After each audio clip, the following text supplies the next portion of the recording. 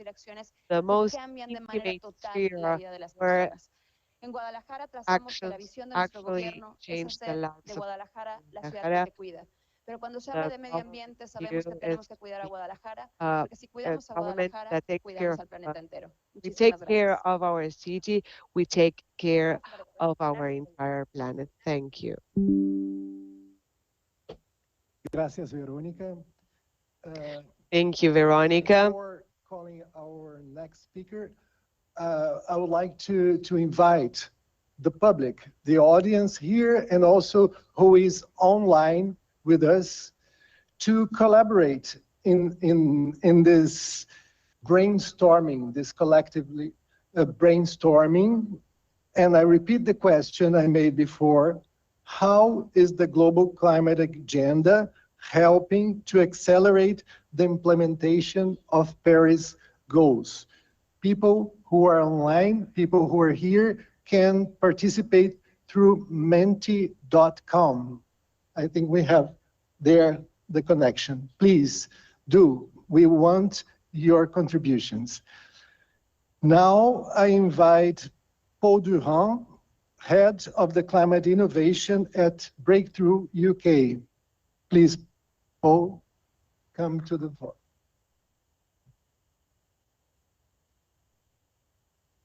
Thank you so much. What a pleasure it is to be here in this beautiful country.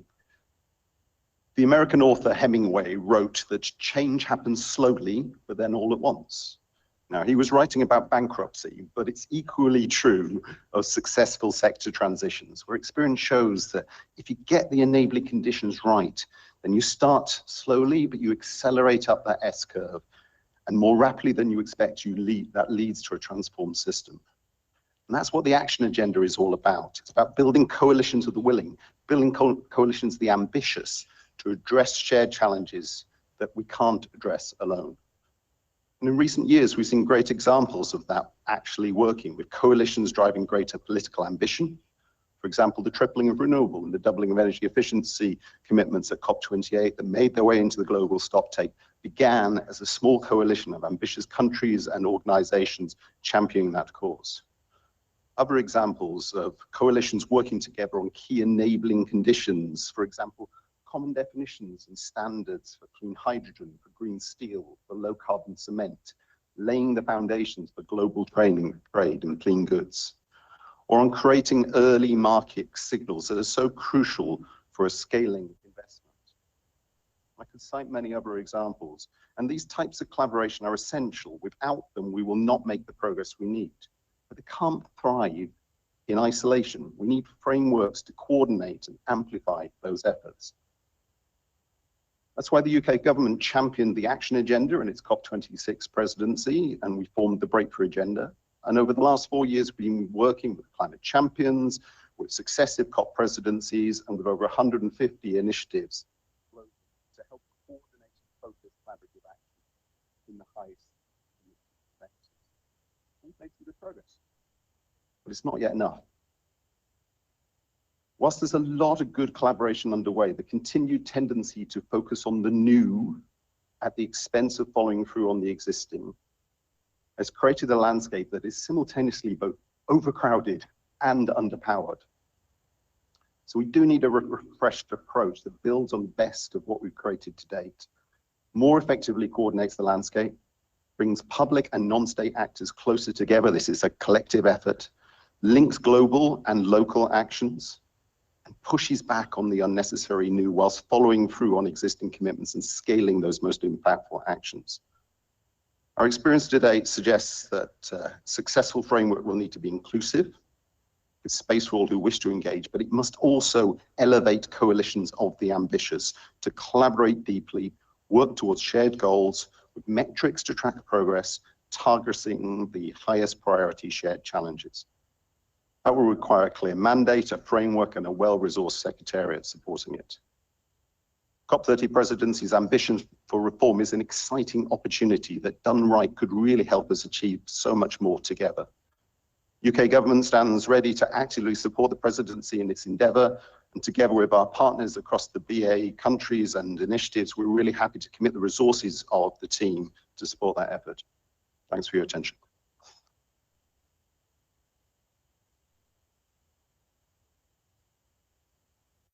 Thank you, Paul. Now I invite Helen Majorovich from the Inter-American Development Bank.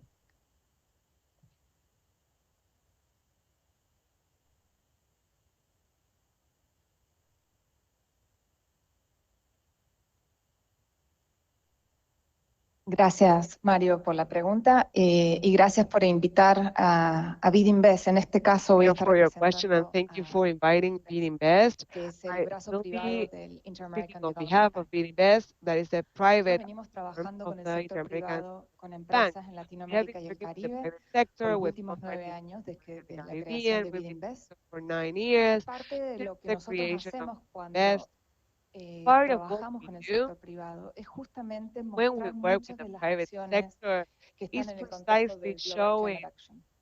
El many of Race the to actions that are in the Zero, el context Race to of climate Resiliency, G-Funds, nos race to sirven como zero, anclas para mostrarle al race to sector privado resiliency. que These hay are una posibilidad de anchors to trabajo. show the Y lo private cierto es que el sector sector privado that en sí es bastante competitivo there is, y there saber are, que otro lo está the private haciendo y sector is ellos very no, competitive. ayuda a mover And la agenda. Entonces, by son knowing that datos, someone is doing son something, formas de mostrar al sector we are privado para mobilized. que contribuyan a By la showing the acción climática. data, we can show the private sector how they can Ayer me pidieron contribute que también to climate reflexionara qué action. podíamos cambiar o qué podíamos Yesterday, mejorar I en was este asked proceso. to reflect on what we Tengo could dos change, mensajes what we para could improve darles. this process. Uno, I have two no todo messages. el sector privado One, es igual. El hecho de que not estemos all the hablando private de un sector sector is privado de the same. SMIs, como hablábamos The fact that ayer, we're es talking diferente de about estar the hablando de private los sector grandes of desarrolladores de SMEs that proyectos. we're Es talking diferente un sector yesterday, privado en la we're talking Amazonía about y big un sector project privado en el development. Caribe. It is different to Saber que have a private existen sector estas in the variedades y Amazon que no and the es Caribbean, homogéneo es knowing that importante para this poder crear diversity el exists, that it mensaje is not específico homogeneous, that con el is cual podemos there's incentivar la acción. variety.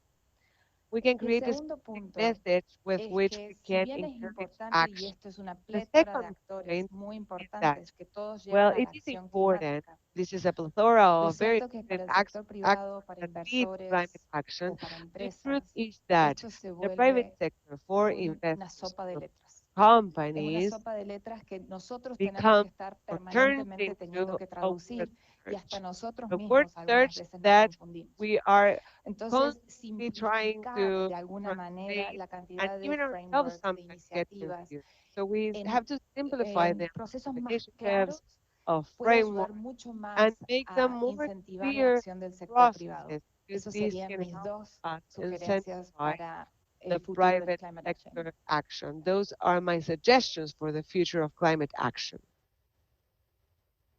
Thank you, Hillary. Now I invite Vanessa Morales, Senior Climate and Nature Expert from WWF International. And I would also invite people online to, I would remind them that we need their contribution. Please respond to the question, how is the global climate agenda helping to accelerate the implementation of Paris goals? Buenos días. Well, it's a pleasure to be here to exchange with you the future of the action agenda. So to respond to the question on how is, but also how could the climate action agenda add value to accelerate implementation, let me organize ideas in 2 points. First, and as Anna was saying before, the action agenda started back in 2014, right? So it also started to support the implementation of the Paris Agreement, but under this principle of collective action. And 10 years after, we can say it has been a real success, and they have done a fantastic job, right? In convening and mobilizing all the actors for being part of the process and its implementation. It has organized the agenda around key topics and sectors, which it has also built an economic case which elevated the climate debate, has built or defined targets, promoted strategic partnerships and campaigns to mobilize actors. And we think all these elements should continue to be part of the agenda and escalated. But now, as we look at the future of the climate action agenda, with a renewed focus on accelerating implementation of the decisions taken in this critical decade, so in the next 5 years, there are other elements to consider. And that takes me to my second point, right? So I agree that the action agenda must be instrumental in accelerating the implementation of the recommendations of the global stocktake. And therefore, it should contribute to the actions at the national level, supporting countries to deliver more ambitious NDCs across all economic sectors and also national adaptation plans. With a focus more on the nature side, we think it's important to support the implementation of these nature-related recommendations that came out of the GST. And of course, with the opportunity of COP30 in an Amazon country and rich forest country, scaling up also private and public sector actions towards halting and reversing deforestation and forest degradation by 2030. Also promoting conversion-free agricultural production and supply chains, and explore connecting maybe these actions with innovative finance mechanisms, such as the Tropical Forest Forever Facility, which will be launched at COP30. It is important also at this moment to try to also find some synergies between the climate and the biodiversity agendas, and also maybe explore partnerships with other action agendas from the other conventions, from the CBD and the UNCCD, to enhance this coordination and impact also. It's important also that as we move forward, the agenda aligns with the recommendations and outcomes of ongoing processes, such as the UAE dialogue, the Global Goal Adaptation, the Mitigation Work Program, and the Just Transition Work Program. It is important, as it was mentioned before, to organize the agenda in a better way, so it can really drive the transformation of the economic system and focus on accelerating the transitions, with a focus also on energy, food, which is very important at this point. And finally, the action agenda must develop its actions under a reporting and accountability framework. It is important more now because we need to recover the confidence and the credibility in the process, and this will support that. It's also important to mention that in today's complex geopolitical landscape, the action agenda must help demonstrate the maturity and the advancement of the climate action. You need to act upon the urgency, and it needs to be grounded in science. So I'm very confident that COP30 will be a key moment to strengthen the agenda, and we stand ready to support you. Thank you.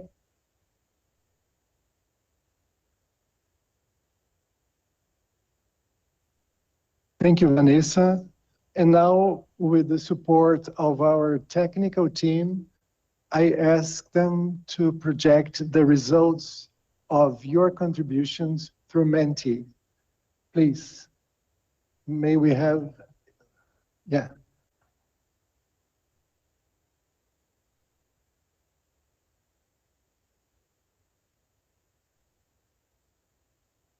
Is it possible to better,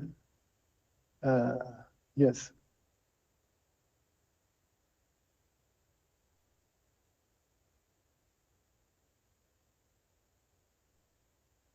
Yeah, that's the start of our conversation. We thank you so much for your contributions, for the contributions of our speakers, for the contributions of the public online, but we've just started that conversation. We, throughout our journey to Belém, we want more inputs for you. And we count on our climate champions to lead those consultations that will help us shape an effective action agenda that is really focused on implementation. I invite now Ms. Ana Toni to her final closing remarks. Please, Ana. I really wanted to thank everybody that contributed on speaking. I think we met Niga and then online. I think it's great contributions to help us to shape the future of the action agenda together.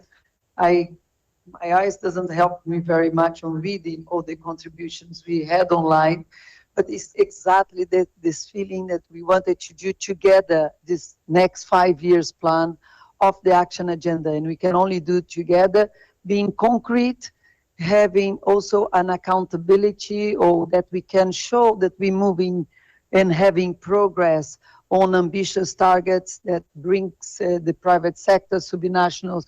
I was really, taken by the very concrete actions that we heard, for example, from cities. I think when we look at the front line of implementations, we need to think about who are in the front line of implementation. National governments, private sector, local communities, is those people that need to, together with the climate champions now, think about how we're going to do this next phase of the action agenda. Is a moment, is a new decade. Let us be ambitious on what can we do together on the action agenda. So thank you very much for all the contributions, and we're looking forward to build this together in the London Climate Week, in the Rio Climate Week, in the New York Climate Week. There will be many occasions for us to come together and have an exchange and shaping to come together to Belém. Thank you very much.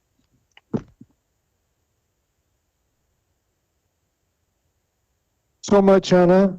And now I invite the closing remarks from Nigar. Please, Nigar.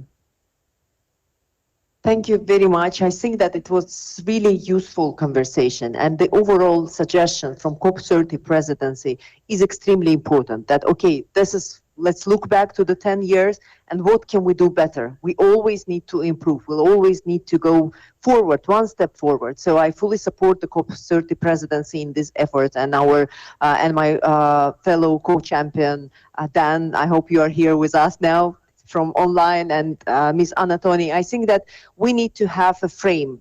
That's what we are trying to do, right? We need to have a frame which will not limit us, but which will give us a chance to look at the priorities and to suggest the new actions. So this is about improving our efforts, and it's about, involving everyone, all the non-state actors, because non-state actors community is quite diverse. There are different groups of people with different interests, and we need to listen to all of them, and we are here to listen. That's why we are having all these conversations, and I'm sure that we will have a next round of discussions on all those, events that Ms. Anatoni has mentioned, and we will come to Belém with some clarity. So let's hope for it, and let's just keep working. Thank you.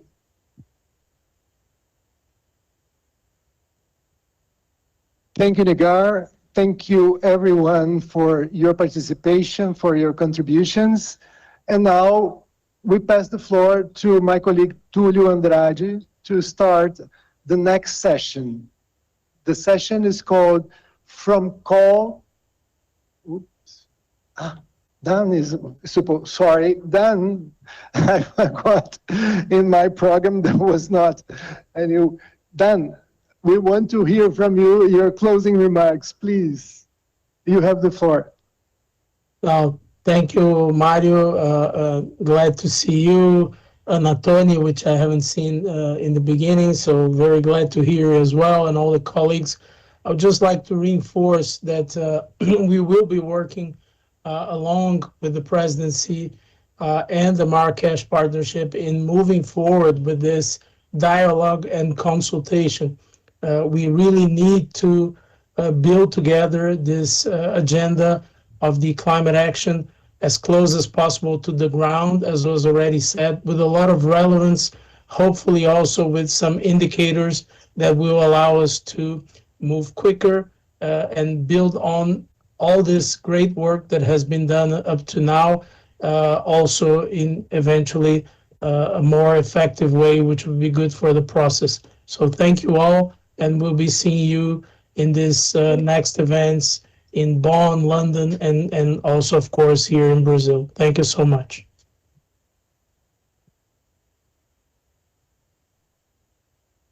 Thank you, Dan. Thank you for your commitment and your push forward. Now we are actually closing this session, and I invite Tulio Andrade to start the next session, From Call to Mobilization, Bringing the Global Mutirão to Life. Please, Tulio.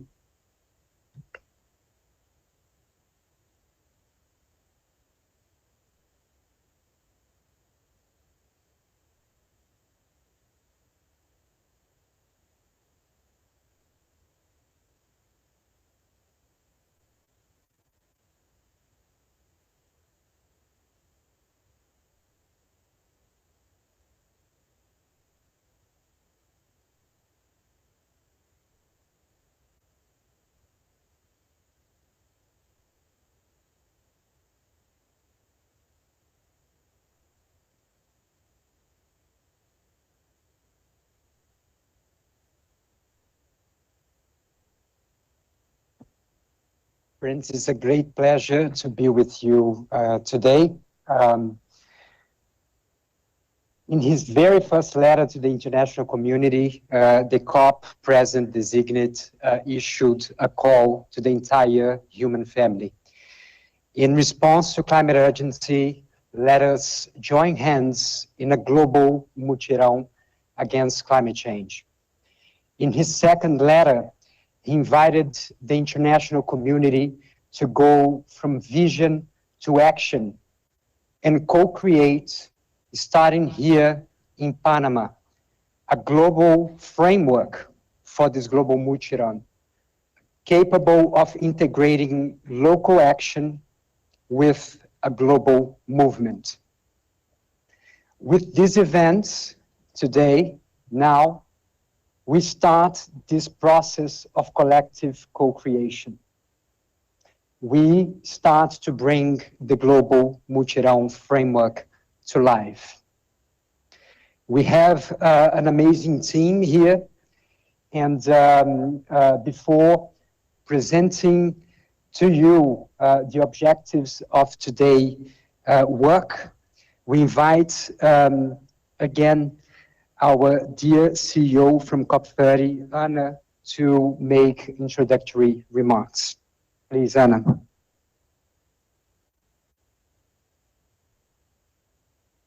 It's me again.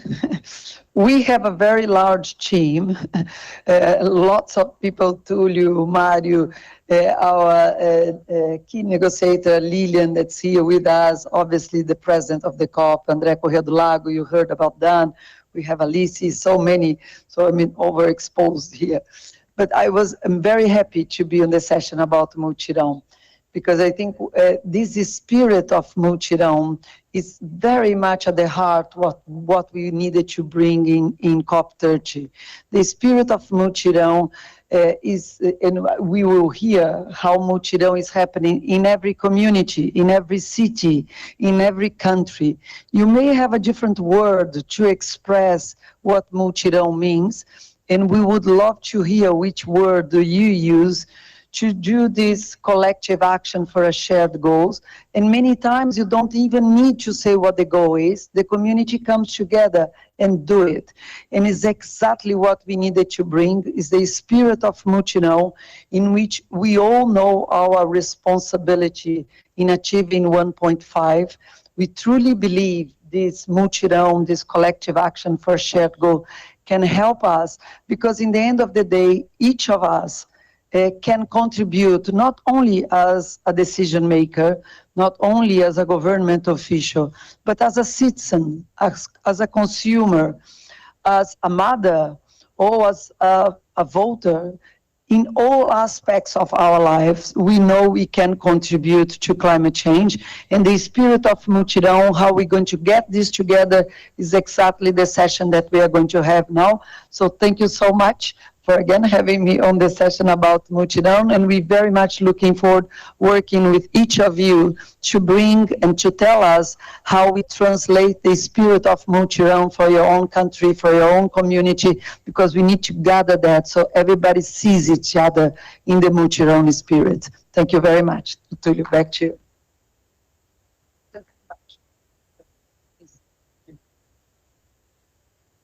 Thank you so much, Anna. And it's a huge pleasure, really, to be here, because the meeting here in Panama is another landmark that actually started 4 months ago, when a group of very selected people who are used to dealing with community challenges, they accepted the COP30 Presidency invitation to think differently and to use an ancestral technology, an ancestral wisdom behind coming together as a community to try to translate this globally. I have here with me also today 3 of these distinguished groups that came together to start an exercise of collective intelligence to come up with a completely new idea a completely new innovation to connect local action to a global movement. And three of them here are Lenon Medeiros, who is a community leader in the urban periphery of Rio de Janeiro, very much engaged in actual mutirão initiatives on the ground. Eric Terena, an indigenous leader, also used to lead actual mutirão initiatives on the ground. And we have also Maria Augusta Arruda, our dear Guta, who is the director of Brazil's National Lab on Biotechnology. And this group came together, some of us could not be here, to really respond to the climate crisis, understanding that what science tells us is that if we go and stay beyond the 1.5 for too long, we risk a sequence of chain reaction in which a lot of our ecosystems may risk collapse.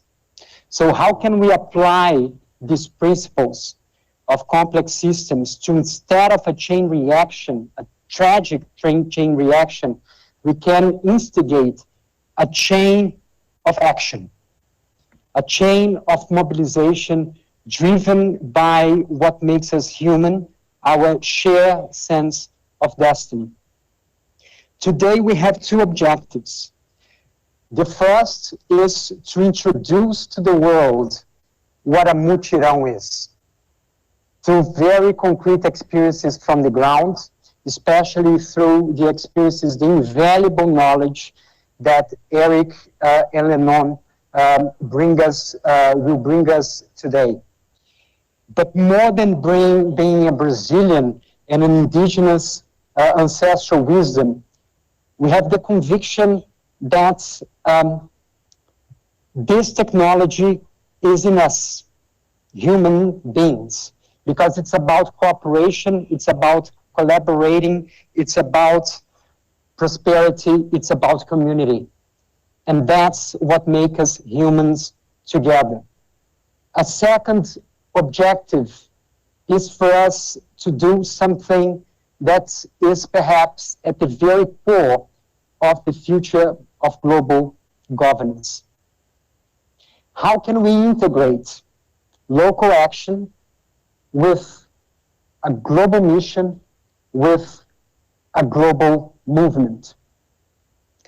We now have 9 of different stakeholders that will present to us now technologies, resources, going from innovation to social cohesion and relationships that are doing exactly that now, using all these new resources, these 9 individuals that represents different networks, different platforms, different initiatives.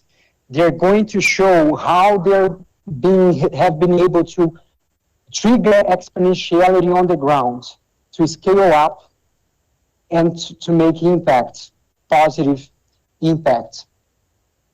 But above all, when we were investigating what would come to be, and we hope to be this global framework for the global mutirão, we fast realized that this task is not only complex, but also fascinating, because it entails connecting a shared sense of belonging, meaning, community, with a global mission, Mission 1.5.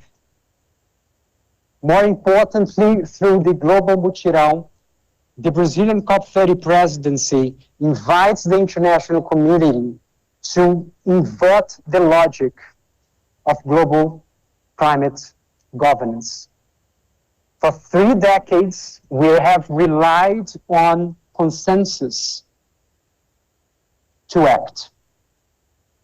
Now, we invite action for building shared spaces of consensus. So ladies and gentlemen, friends, we now invite Eric. Eric, show us what a mutirão is. Thank you, my friend.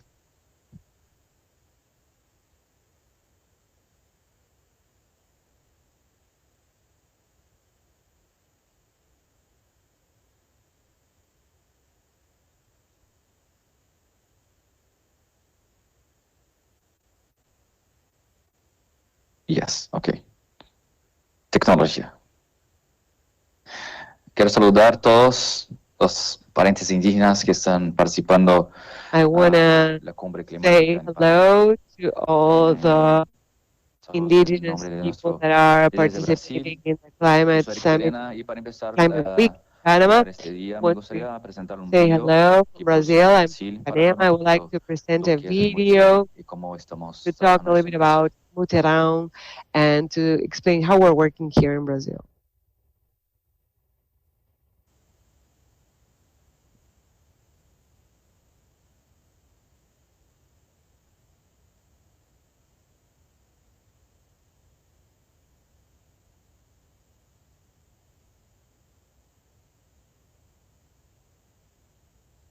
Meu nome é Calu, eu Alapiti, sou do território indígena do Xingu. Eu nasci e cresci na aldeia. Quando eu fui para fora, conhecer o mundo do branco, eu conheci o pensamento dos brancos. Eles rasgam as nossas florestas para que o indígena vá lá para consumir na cidade dele. Os nossos rios estão todos envenenados. A gente não bebe água dos nossos rios. As florestas também estão sendo rasgadas. Aí vai destruir tudo de novo, né? É o homem que está destruindo, o Caraíba que está destruindo. Tudo por quê? Por causa de dinheiro. Por que que uns têm que ter mais e os outros menos?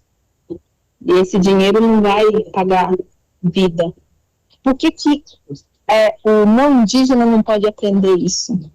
E se a floresta acabar, não tem mais para o meu filho nem para o seu filho. Não importa se você mora aqui, se mora do outro lado do mundo, acaba para todos nós. Né? Eles merecem isso? Né? O mundo merece, o nosso futuro merece tudo isso? Então é a mesma coisa no nosso planeta. E o nosso planeta está ficando muito doente e a gente precisa curar ela. E a gente precisa de apoio de todo mundo. E nós, povos indígenas, nós somos o termômetro do mundo. Porque o dia que os povos indígenas dão o último suspiro, isso significa que a humanidade também já não vai conseguir mais respirar. Mas quem tem território, tem lugar para onde voltar. Quem tem território tem mãe, tem colo e tem cura. Corpo é território, mas o território também é corpo. Então, as pessoas, nesse momento, muito mais do que pensar a política, nós precisamos pensar o reencantamento pela vida e o ressentimentar. Nós temos um desafio de tentar reflorestar os corações.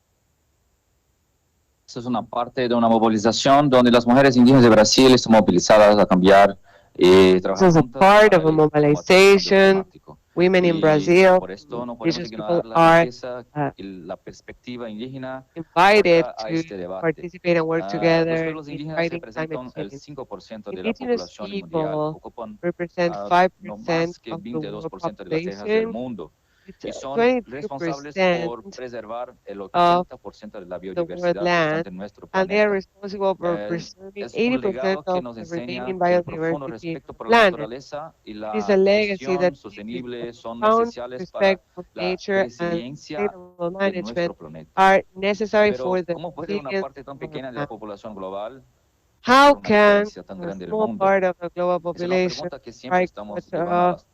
large difference in the Y world? llamamos eso en efecto We're always mutirón. El asking mutirão, this globalmente and conocido always ahora, receive this es un esfuerzo summit. colectivo Let's para go la talk about sanación de la Mutirão. tierra.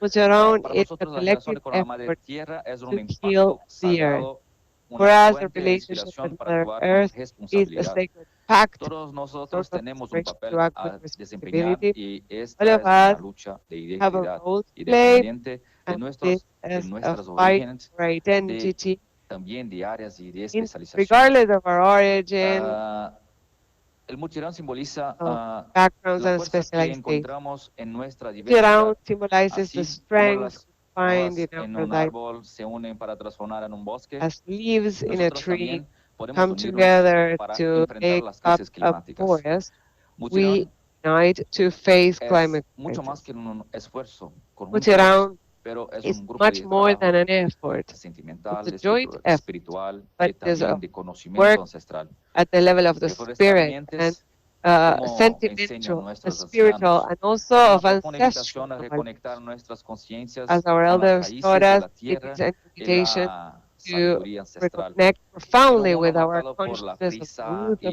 the earth, consumo ancestral wisdom. desenfrenado, es In a esencial world recordar marked by que haste formamos parte de un and ecosistema más hence amplio. consumption, Cambio it is donde worth cada remembering idea, that we're part pensamiento of y a larger acción ecosystem resuena where a each través de las idea, capas de la thought, and naturaleza. action Este proceso resonates de throughout the layers recuperación of nos nature. This exige recovery mirar hacia process nuestro interior demands that y we reconocer que, look así como las plantas inside necesitan and cuidados y we nutrientes para acknowledge crecer, that nuestras mentes as también plants need care, necesitan un entorno nutrients fértil grow, donde el our minds respeto y la need armonía a pueden fertile florecer. environment where Al cultivar respect and esta harmony visión, can transformamos flourish. nuestras comunidades en By jardines de cultivating this sabiduría y vision, we conciencia que al transform our florecer se communities in convierten gardens of en wisdom and aliados en la consciousness lucha that contra la when they degradación ambiental. blossom, they become allies in the fight Unimos against este esfuerzo environmental integrado. degradation.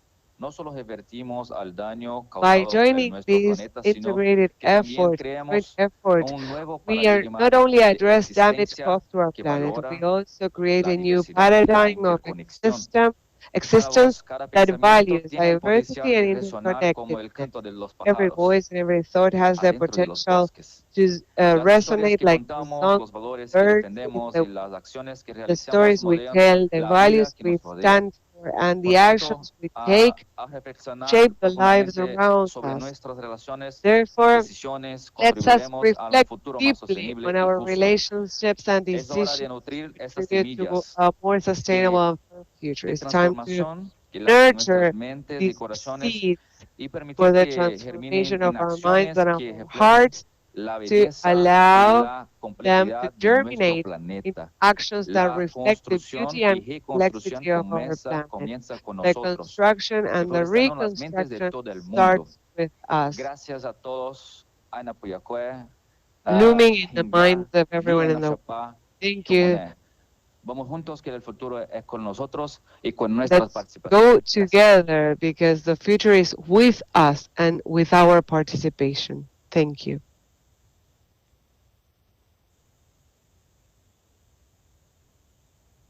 Thank you so much, Eric. And now I have the pleasure to invite my dear friend Lennon. Please, Lennon, show us what a mutirão is in your community.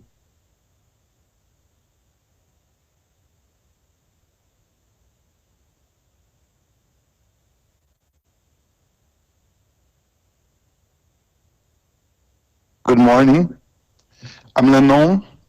I'm from a periphery called Baixada Fluminense, a region that historically suffered from floods.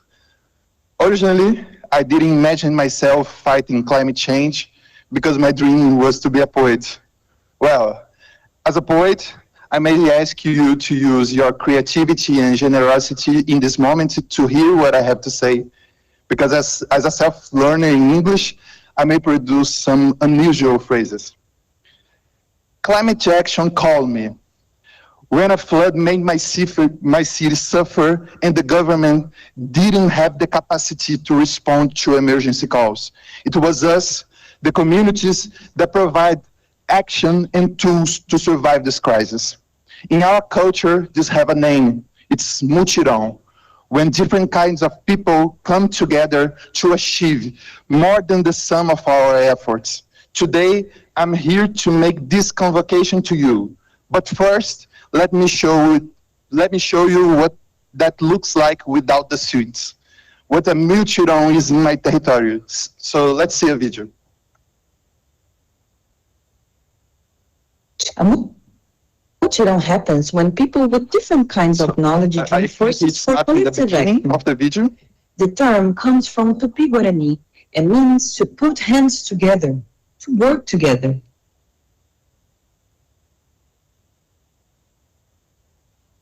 Climate mutirão must gather the people who spread resilience and drive climate action.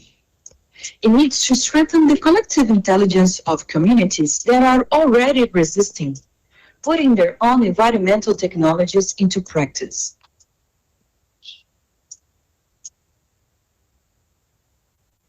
And how do you organize a mutirão? A mutirão begins when diverse people unite to solve a local need or a public demand, bringing their various skills and tools to form a task force. They then divide the lines of work between those who know what to do and those who want to learn by doing. During a mutirão, participants gather the resources required to make a difference, recruiting technologies, funds, people, and whatever else is needed. Carry out a set of simultaneous actions with efficiency, synchronicity, purpose, and coordination. A mutirão is a living organism, built and refined with every new attempt. So when the mission is completed, the mutirão shares its knowledge, honestly recounting what worked and what needs to be revisited for deeper understanding. The mutirão is a seed growing in the forest of climate action, taking shape, defending life, reinventing concepts, and combining new answers every time a collective comes together to make a difference. Thank you.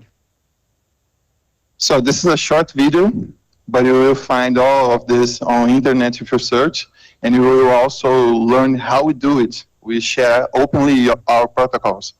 Our name is Visão COP. That means that we believe in cooperation as a primary value that will lead us to a brighter future.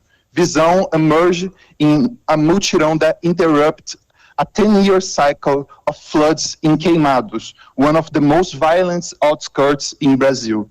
At Visão, we work with collective intelligence. So what I say here is the result of many different kinds of contributions. It comes from the encounter between traditional and community knowledge and scientific contribution. Our territory often knows what to do. We need to be empowered with resources and connect with people who can help this network of initiatives become more efficient and transfer these inventions to different types of ecosystems and social contexts. Climate change has complex effects, disrupting relations between transboundary ecosystems and eroding green infrastructure, often unseen like the flying rivers.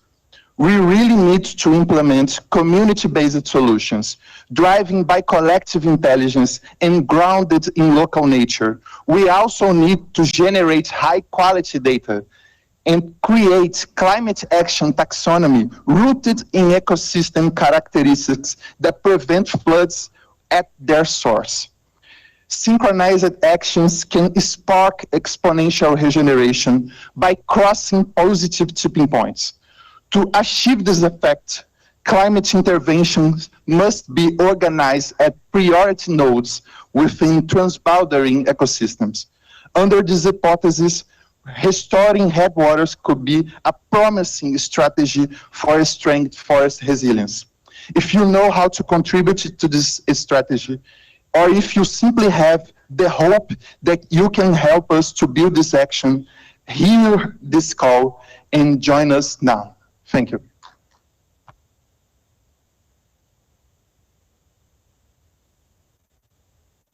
Thank you so much, Lennon.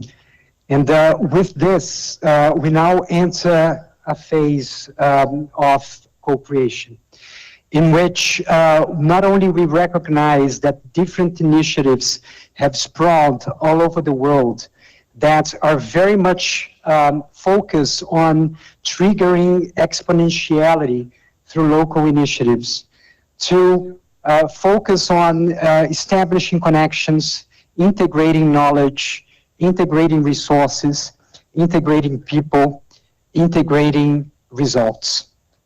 We have the pleasure of having 9 speakers in this lab session that will present to us what they are already doing to integrate local action with global movements, such as the one that we are trying to foster with the Global Mutirão.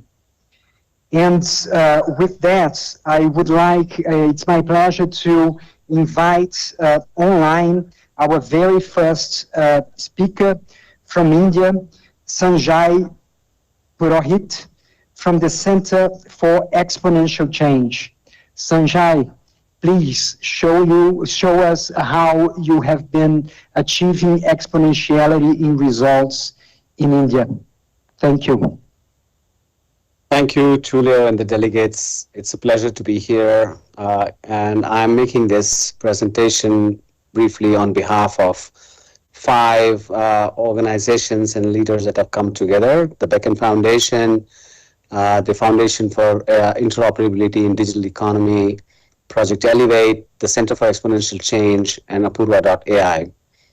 What we have been trying to conceive and work together on is how do you enable exponential climate action via global mobilization powered by open networks, community engagement, and digital public infrastructure. This is an important moment of reckoning. It's a movement in the making. The climate action or the climate crisis demands action at planetary scale across sectors and geographies. Technologies and communities and various kinds of innovations exist, but coordination remains fragmented. We face a challenge of system orchestration, not just solution development. It's the lack of ease of coordination amongst various stakeholders and geographies, which in turn presents as a challenge to collaboration. The spirit of Mutirão offers a powerful frame, collective effort that transcends boundaries to build what no one could have done alone. The shift we need is to think about how do we build a forest and not build more gardens. Today's climate efforts are siloed, hierarchical, and limited in scale. Nature shows us the way. Forests thrive through decentralization, reciprocity, and diversity. We must move from centralized solutions to living systems where every actor can contribute, adapt, and amplify. Using digital infrastructure, how can we enable Mutirão so that we can listen to people at scale? We can ensure that there is seamless value exchange between individuals, institutions, and communities. How do we ensure that we make it very easy to discover and access innovations, possibilities, and things that we can all do together? And how do we do it in a way that is accessible to people from different backgrounds, different communities, and different situations? This becomes possible through a digitally powered collective action, and we are already seeing promising initiatives with this thinking. For example, the Open AgriNet, which is now live across 5 continents, connecting farmers through interoperable infrastructure and delivering real-time hyperlocal intelligence, is a possibility now. Or a platform called Akshvi that's looking at community-driven disaster resilience. How do you ensure that self-reported climate loss, powering equitable recovery, and public loss databases, how do you do that for more than 300 million people? How do you ensure that you can convert agricultural waste and stubble into sustainable aviation fuel, creating a futures-led market for sustainable aviation fuel from agri-residue? There are examples after examples, and this has become possible through digital-powered collective action by building open networks that are powered by the Beacon protocols and catalyzed by the Foundation for Interoperability in Digital Economy. This is becoming possible through collective action, which is digitally powered, that Project Elevate is driving by bringing micro actions of many people together in a coordinated fashion. This is also becoming possible through successful leverage of artificial intelligence to consolidate our knowledge, to learn from each other, to listen to each other, and also understand what is the impact of this action on the overall communities and the planet. What could this look like at full potential? If we scale this infrastructure globally with the ethos of Mutirão, the possibilities multiply. We can take them to form resilient coastal communities. We can take it to power up the commons for regenerative agriculture and beyond, indigenous stewardship, youth-led climate sandboxes. The possibilities are infinite. A call to action that we have ahead is that how can we champion Muchirao enabled by digital rails as a foundational agenda as we shape the game and the action plan for COP30. Initiate a design sprint and launch a real-world sandbox and embed the institutional pathway for long-term continuity. Beacon Foundation, Apurva AI, Elevate, the Financial for Interoperable in Digital Economy, and the Center for Exponential Change are ready to co-create this journey together. At COP30, let us not make just declarations, but lay the roads for collective climate action to move forward with Muchirao. Thank you so much. Thank you, Sanjay. Thank you for teaching us that the future of exponentiality is not about a central and top-down structure, but actually an ecosystem. And thank you for also merging ancestral wisdom with state-of-the-art technology. Now I have the honor to invite here in person Irene Suarez Perez from Global Optimism. Irene, please.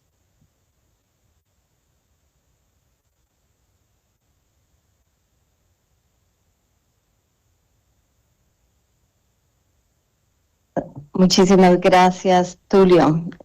Muchísimas gracias a vos y a toda la presidencia for your leadership. All of you and the chair. So I'll introduce Mission 2025, a coalition that is supporting the presidency in making COP30 an implementation COP and also helping operationalize the global stocktake as part of the Muchirao. So Groundswell was born within Global Optimism to uplift the narrative of hope and possibility in climate change by spotlighting data, analytics, and evidencing progress that inspire further climate and nature action. While Groundswell is behind the scene, we come to life through campaigns such as Mission 2025. And Mission 2025 is a coalition of business, of scientists, of subnational authorities, civil society organizations, youth and cultural leaders, all inviting governments to seize the opportunity of a new economy. To do this, we want to unite behind a bold mission of what this new economy looks like. We want to accelerate progress towards it and usher all movements across those milestones that will bring it to life. So what I'm going to share now is a sneak peek of what we will be launching in London Climate Action Week in June. And we wanted to make sure that we are engaging with all of you to make that launch as loud and impactful as possible. So Mission 2025 is working on specific levers across 3 interconnected areas as part of this Muchirao. The first is on nature and food system transformation. One lever of action is how we scale up finance for nature and food system transformation, increasing incentives for the ecological transition, and ensure direct finance to farmers, to indigenous peoples, and to local communities. There are multiple initiatives that are already operationalizing this. The Tropical Forest Forever Fund, the Action Agenda of Regenerative Agriculture that WBCSD is leading on, the Brazil Restoration and Bioeconomy Finance Coalition, which is mobilizing $10 billion by 2030, led by Instituto Clima Sociedad and others, the Climate for Climate, a $5 billion initiative for nature-based solutions investment to be delivered by COP30 are just few initiatives that really help move that lever forward. A second lever around nature and food system transformation is how we support farmers, indigenous peoples, and local communities, upholding their rights, tenure, and supporting their full and effective participations. Here we work with the Global Alliance of Territorial Communities, NIATERO, and how we scale finance for adaptation solutions. We need to foster reliable access to affordable insurance. We need to mainstream resilience across investments. The climate champions are working on this, an ambition loop, PRI, and Atlantic Council, to mention just a few. Another area around finance is this enormous promising space of the global stocktake of how we mainstream zero land conversion free finance. We need to demonstrate how this unstoppable momentum exists in shifting investment portfolios and supply chains to be deforestation free. And initiatives again exist. Finance Sector for Deforestation Action, IFAC, the climate champions work in both of these spaces, IIGCC, Global Canopy, and many other partners are delivering on this lever and will have progress again by COP30. The last third area is that of the energy and industrial revolution. And we need to make energy renewable, accessible to all, and creating local jobs. So I'll just mention one of the multiple levers we have there, and it's scaling finance for clean energy transition in the Global South by reducing its cost of capital and scaling finance sixfold for the renewable energy transition. We're going to evidence how the private sector momentum is shifting from fossil fuels to renewable energy with the Global Renewable Alliance, IEA, the World Bank, and IRENA. So those are just a glimpse of what Mission 2025 is focusing on. The how is the question now, and we will collectively mobilize around specific moments from here until COP30, evidencing that we are the majority. In fact, 89% of global population want further climate action. And with your collaboration, we can make that very clear. So next moments will include in May, just next week, we have the Climate Nature Finance Summit in Rio, we will be supporting, and a business roundtable in Brasilia. In June, in Nairobi, we'll have the TED Countdown. Then comes London Climate Action Week, but we will be launching this publicly.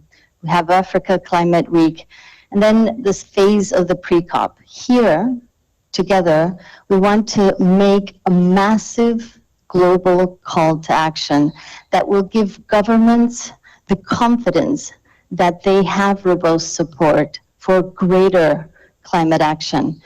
This call to action will also give global support for President Lula and his amazing team to continue to push for the highest level of ambition at COP30.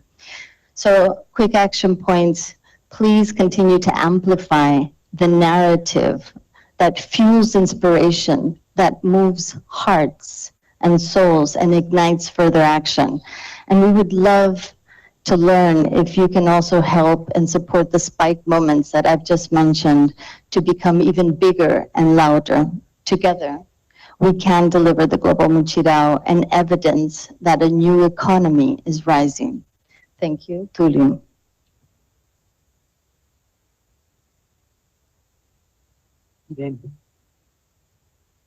Irene, please come back, and perhaps inviting Eric and Lennon also to join us on stage. Unfortunately, we don't have an ecosystem of microphones working, only this one, but perhaps if we could have the support from the technical team. Oh, wonderful. So now in a very decentralized way. So now we have the pleasure to invite online Antonia Gawel from Google. Antonia, please share with us what Google can offer to a global mutirão to integrate local action with a global movement. Thank you, Tulio. Just to check that you can all hear me.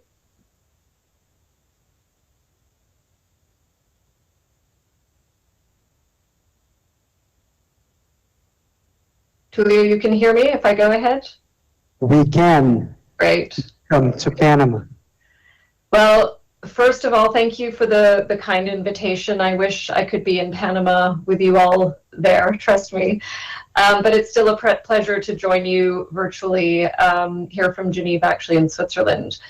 So I think firstly, I just really want to strongly support the Mutirao framework and effort to really unify communities and connect global and also local efforts on climate action. I think as you've articulated and many of you have said very clearly, we need to create really a connected movement to move action forward. Google, of course, is a technology company. As you know, we reach billions of people every day. And I suppose the way that we think about your concept of Mutirao is really what can we, in our position, do to really help contribute to this as a movement. And I'll just share a few specific ideas and examples, I suppose, based on some of the solutions that we have.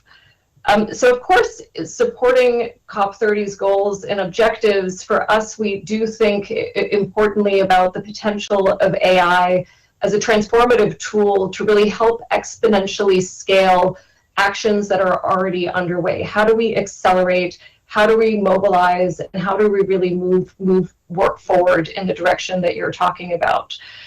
So in terms of examples, I just want to give you two.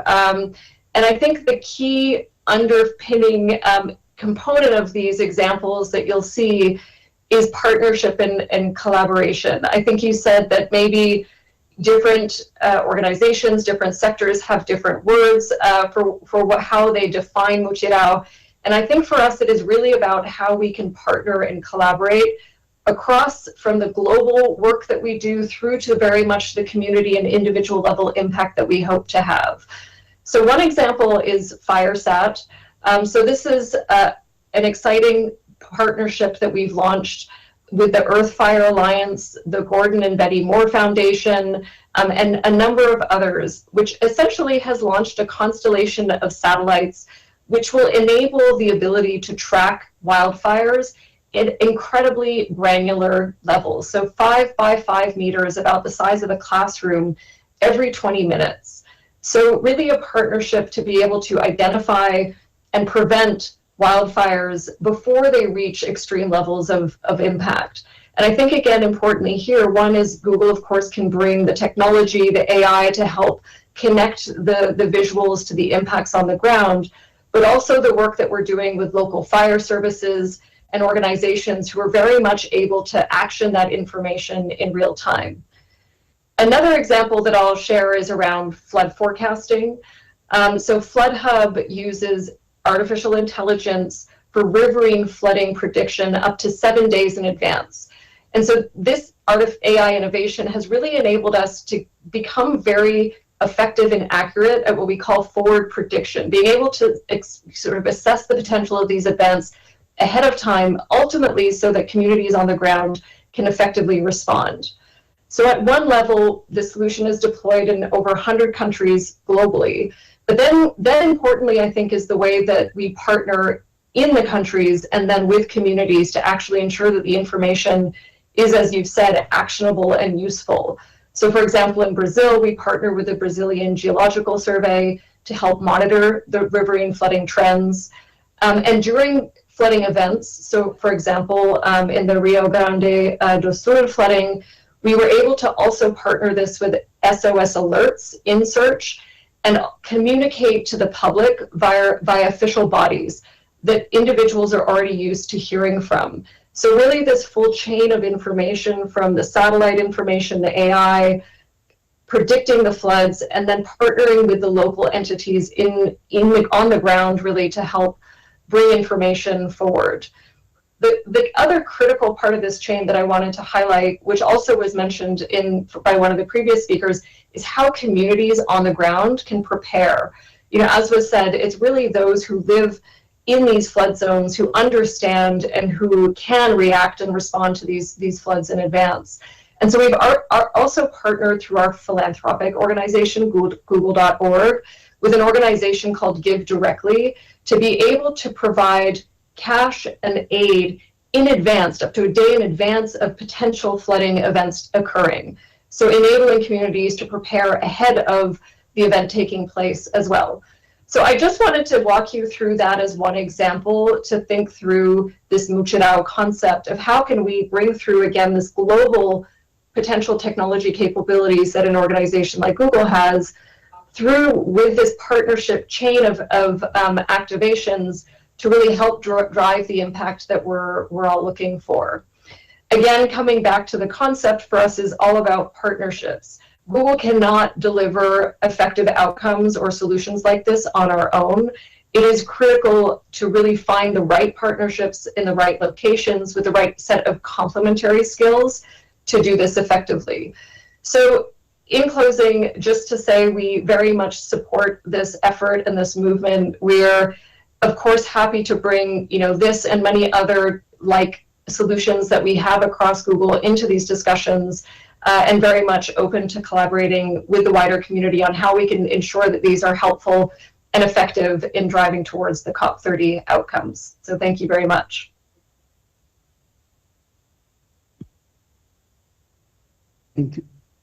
Thank you so much, Antonia. And now I have the pleasure to invite also online Sam Zhang from the Santa Fe Institute, the cradle of complexity science. Sam, the floor is yours. Welcome to Panama. Thank you so much, Tulio, from 4,000 miles away in Santa Fe. Thank you on behalf of myself and the Santa Fe Institute for inviting me to speak to you today about perspectives we can bring as complexity scientists to the fostering of a global muchirao. Complex systems are systems where many individual agents interact and adapt to one another and their environments, and the Santa Fe Institute is a nonprofit research institute devoted to the study of complex systems. Our goal is to find simplicity within the complexity so that we can transfer the insights learned from one domain to another. I am a postdoc there, and like many researchers at the Santa Fe Institute, my work spans a wide range of disciplines. I am especially honored to be speaking here because even though I am an applied mathematician by training, I've tried to make my work relevant to questions of environmental and social justice. For example, my collaborators in Brazil and I have a paper out showing that in the Atlantic forest in Brazil, granting communal land rights, such as indigenous land rights, reduces deforestation compared to corresponding private lands. So as an example of the type of work happening at the Santa Fe Institute, I will share a few small insights from my own work that I hope can help inform the construction of a global muchirao even a little bit.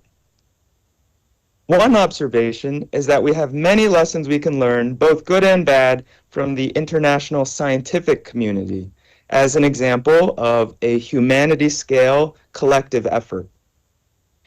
Even though science is very decentralized across institutions and aims to be international and meritocratic, one observation from our work is that social forces can pressure science into becoming quite hierarchical. For example, in a 2022 paper that my co-authors and I published in Nature, we showed that more professors at research universities in the United States receive their PhDs from just 5 institutions, Berkeley, Harvard, Michigan, Wisconsin, and Stanford, than all the other universities in the world combined, outside of the US. This ultimately changes the composition of the knowledge that is shared and disseminated, with more research from the global north gaining attention and funding, perpetuating a feedback loop of prestige and research success.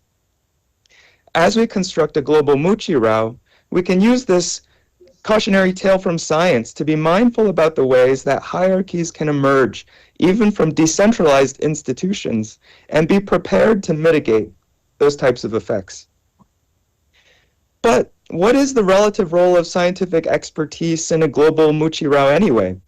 Perhaps there are some who think that human experts could or should be replaced with computers, such as AI. It is true that human experts can be inconsistent when they make decisions, and there's a literature showing that training models based on the decisions made by experts can outperform those experts themselves. However, those studies were based on situations where the decisions that the models were trained on were very similar to the situations where the models were applied. With climate, that's just not the case. We're entering unprecedented territory every single day. So in recent work that I did at Microsoft Research with Matt Hardy, Jessica Holman, Dan Goldstein, and Jake Hoffman, we showed that when the context changes a lot from what had been seen in the past, models perform worse and worse.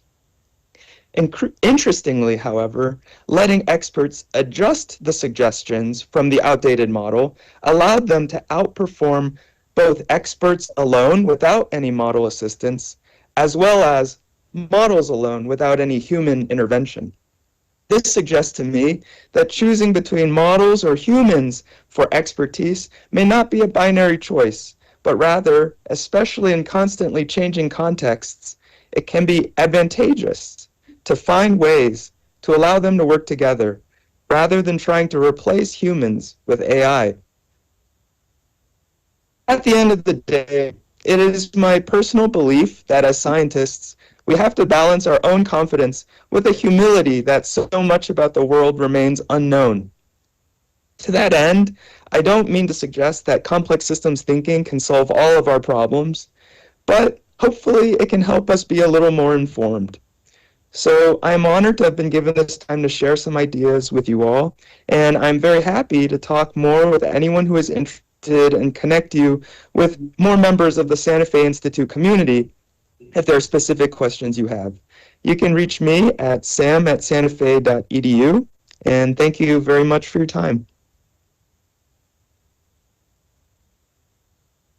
Thank you, Sam, and thank you for showing us that complexity science also attests to the power of collaboration. Now we have the pleasure to invite on stage back Paul Duran from the Breakthrough Agenda. Please, Paul, join us.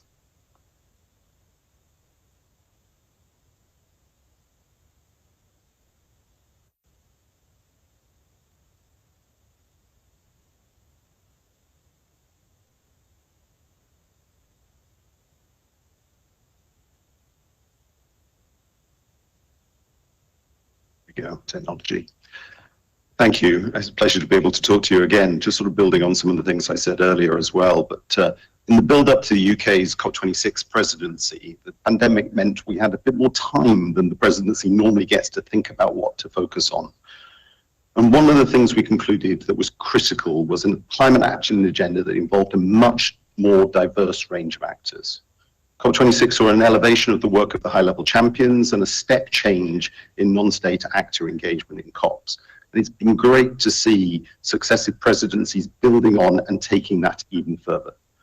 So we hugely welcome the COP30 Presidency's call for a global mutual. The concept is exactly what we need to take that collaboration to the next level, building on and the principles established so far, but broadening and deepening that engagement, particularly at a local level. In the build-up to our presidency, we also saw a need to bring some structure and rigor to the landscape of collaborative initiatives. To that end, we created a framework, the Breakthrough Agenda, and that's a framework that tries to build a partnership of over 150 international initiatives, 62 proactive governments, and other supportive stakeholders working together, creating the conditions for successful collaborations to thrive and ultimately accelerate transitions in high-emitting sectors. In the past 4 years, we've learned quite a bit about what works and what doesn't work. Some coalitions come together quite naturally and work together quite easily. They're often the most powerful ones that are driven by that self-awareness. But sometimes it requires a bit of coaxing. Sometimes you can build a powerful coalition by some encouragement and bringing together some different organizations who might not naturally think to work together, but brought together can be very powerful. That's not always easy. It often feels like herding cats, but it can get the work, it can work if you get the conditions right. Now, recognize today's discussion is particularly about mobilizing grassroots action, and our experience is mostly about organizing these global initiatives. But it is really important to ensure that there are connections between the local and the global, and vice versa. There's an opportunity to strengthen both by strengthening those things. And our experience shows that the real progress is indeed driven by action at every level. Local actions can provide the success stories that flow up to create the confidence and the willingness for countries and companies to go further in their international action. And vice versa, the international agreements create the framing and the ambition for local action. Now, a nice example of that is the progress being made on zero-emission vehicles, where the ZEBS declaration launched at COP26 has now 236 signatories. It has governments, but crucially it has city mayors, it has fleet operators, it has manufacturers, it has a coalition of lots of different actors at lots of different levels working together to a shared goal.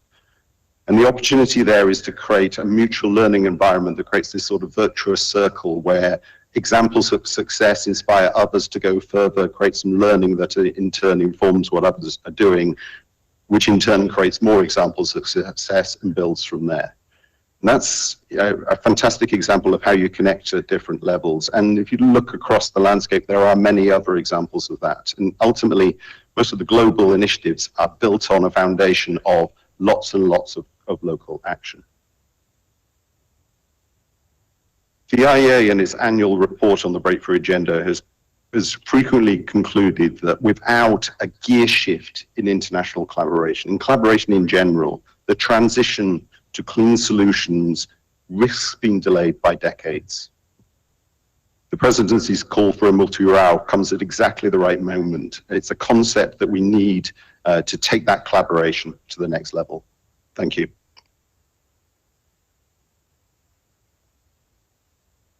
Thank you, Paul. Thank you so much for sharing the invaluable experience that you had with the Breakthrough Agenda. Now I have the pleasure to invite online Shankar Marwalda from ActStep. Please, Shankar, you have the floor. You two are welcome to Panama. Thank you, Tulio. And it's a big honor to be able to share the perspective of my organization, ActStep Foundation. We are based in India, and I will share with you two stories of our experiences and end with some specific offers we can make. How do you reach 200 million children across the length and breadth of India and the 9 million teachers that teach them in 30+ languages?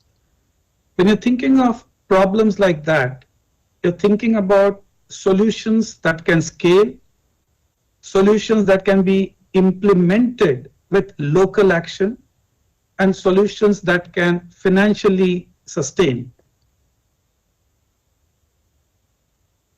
ActStep's experience in doing this and achieving this was our own experience of Muchirao, the coming together of technologists, administrators, policymakers, teachers, ground action organizations. And as the earlier speaker said, a lot of it can be teeth pulling, but when successful, it allows a rapid replication. From the seed of the same idea, another initiative was born, which is capacity building of 10 million government officers in India, again, across the length and breadth of India. From the same technology building blocks was created capacity building for teachers in Morocco. Again, from the same building blocks were created registries, which the Brazilian government took and built on to create its CAR program, which is all about solutions to monitor forests in private land and to foster positive incentives for preservation through mechanisms such as carbon credit auditing, payment for environmental services. The point of all of these stories is using a diverse set of building blocks, which are digital public infrastructure, technology enabled. We can together create a global approach and a reference model for what a global vision with local action could look like. As a step, we have a philosophy called People Plus Possibilities, which is our version of Muchirao, where technology enables certain possibilities, but it is the imagination of people and a coalition of the willing who come together, diverse groups of people who come together, who have a shared goal, 200 million children, 10 million government officers, whatever the goal is, but through conversations, dialogue, and pooling together of wisdom and resources, create something that is bigger than each one of the participating organizations and people. We also call this the coalition of the willing. And our offer is like we are already collaborating with Brazilian government and many other governments.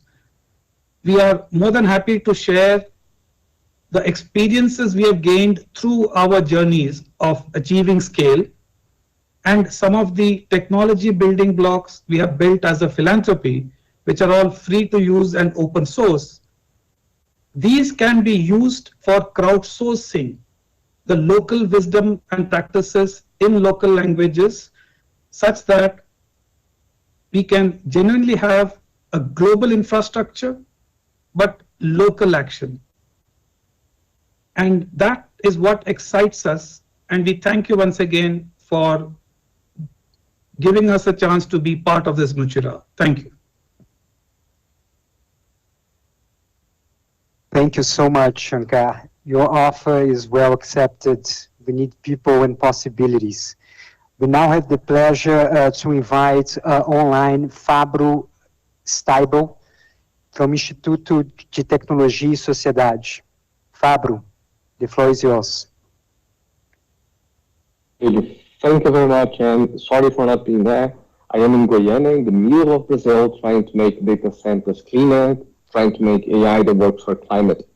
And as we can see from Leno's talk, we can see that Muchirao is something very important. I see that many other stakeholders support it. And I would like to start sharing how I experienced my first global Muchirao for climate, which was in Rio de Janeiro during ECO 92. This for me was the first time that we understood that lots of problems we cannot solve nationally, locally. We need a global movement for that. And then much has done since ECO 92 until we arrived at COP30 in Berlin. So for me, two things that need to sparkle to have a very strong global Muchirao. The first one is to have a shared goal. People together need to want the same thing, or at least envision something that is shared amongst all of them. But the second thing is way more important, is to have a meaning to be together, to share, to act collectively. And this is what we have been doing in the path to COP30. First, we are creating a website where we can share lots and lots of initiatives of Brazilians who are using technology for climate. We have some information there. There's forms for people to submit other materials as well. And what we want with that is to have a shared understanding. We want to showcase how many people are connecting technology and climate and making use of these technologies to fight climate change. And the second thing we're wanting to do is, besides the websites, are local events in Brazil. The first one is happening next week in Berlin. And what we want with that is to have methodologies that are shared. We not only want to talk to people, but we want people to talk to each other, to share with other stakeholders and create something that belongs to them. Our dream here is to imagine that in Berlin and every other COP, we have a technology pavilion. We have a place full of people with everybody on the ground, everybody walking around has some initiatives to share, and you can see all the initiatives. but also there is experiences of video, these experiences of sharing something to act something results in something collectively. So from the civil society, what we want is to push and put together all the people that are concerned about technology and climate, technology for climate, impacts of technology in climate, and we want them to push forward policies, to push forward other stakeholders to make sure that we can advance in this agenda. So welcome all of you to Brazil for COP30. Welcome you all to the website we have and for the local events, and maybe we're going to have international events as well. And sorry for not being there with you. Thank you very much, Tulio. Thank you so much, Fabro.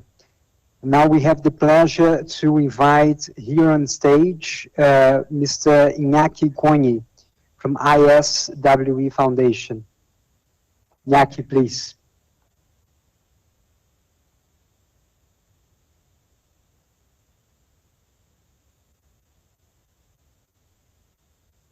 Hi everyone, I'm Iñaki. I'm here to present our initiative of the Global Citizens Assembly. So what is the Global Citizen Assembly? It's a practical infrastructure trying to support people as the heart of global governance. We're supporting a vast array of deliberative methods that are helping communities connect local and global action.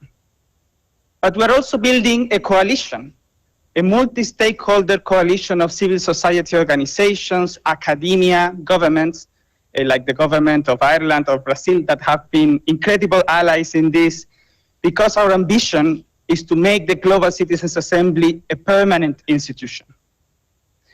And so we also think that the Global Citizens Assembly is an important instrument to operationalize the Muchirao concept, because we're galvanizing people's participation that happens throughout the year, not only in the high-intensity moments of COP.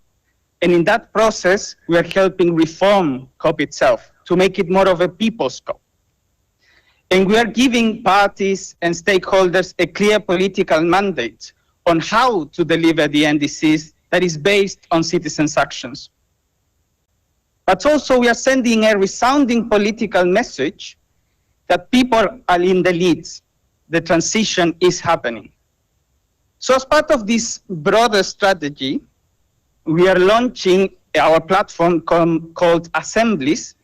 It's a free, multilingual, open data platform that supports communities' assemblies across the world. And what are community assemblies? The idea is very simple.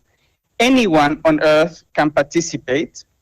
They can use whatever methods of participation they want, and we are collecting what happens in this infrastructure. And the idea is that we'll get thousands and thousands of communities assemblies happening all across the globe through our scaling partnerships that we have built over these years. And in assemblies, basically, we are providing two functions. On the one hand, we're giving tools for community organizers to make really high quality events happen. And on the other hand, we have a data infrastructure that is capturing all the results. So we are supporting community organizers from vision to action.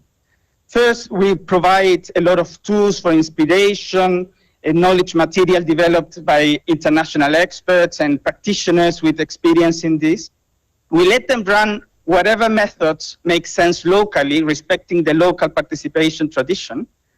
And then we are stepping again to collect the data in a structured manner in our action framework so that we can systematize what happens. And then we are following up and tracking the impact of those actions.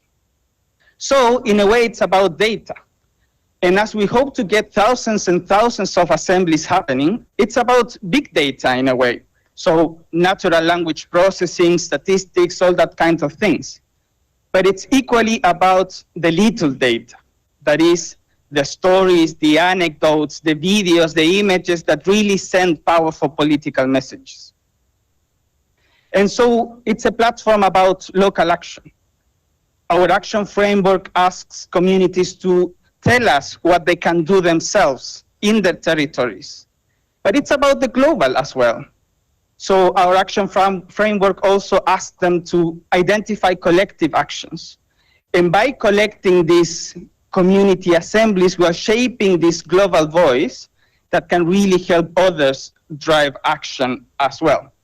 So we are in the business sort of to create the connective tissue, connect communities among themselves with data users, with knowledge providers, and in that we are in the business of scaling this exponentially. So it's about collaboration, really. As I said, the platform is an open data platform. Anyone can input the community assemblies in the platform. Anyone can download the anonymized data as well and use them for analysis, for reports, to drive political change. We are supporting communities to collaborate among each other and creating that community of practice. And we will also collaborate with others in the analysis of results. So it's not only about statistics, but we are inviting experts and knowledge bearers to make sense of citizens' actions and ideas and to give them context and strength as well. So basically it's about collaborating with you, with the people in the room, and we would love for you to, have a chat, reach out. I also get very socially awkward in conferences, and perhaps even consider joining the coalition. Thank you very much. Thank you so much, Iñaki. Please join us, and thank you for showing us the potential of the Global Citizen Assembly. And then finally, online, Mr. Sujit Nair and Anit Mukherjee from Open Belém platform. Please, Sujit and Anit, the floor is yours. Thank you, Tulio, and my dear delegates. I'm honored to be invited here to discuss the Open Belém initiative, which is underway in the beautiful city of Belém in the Amazon biome. And I am here with my colleague Anit Mukherjee, who will speak after me.